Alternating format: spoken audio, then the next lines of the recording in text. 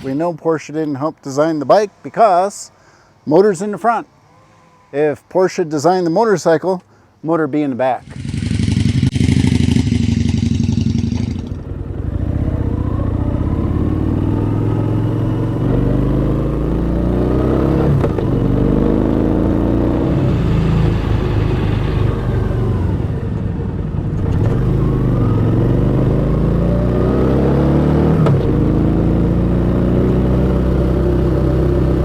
When you get on this bike with the Screaming Eagle exhaust and the Screaming Eagle airbox, it is a fun bike. All I know is you push the start, it goes, twist the little fun twisty thing on the right side, and it goes. What more do you need to know?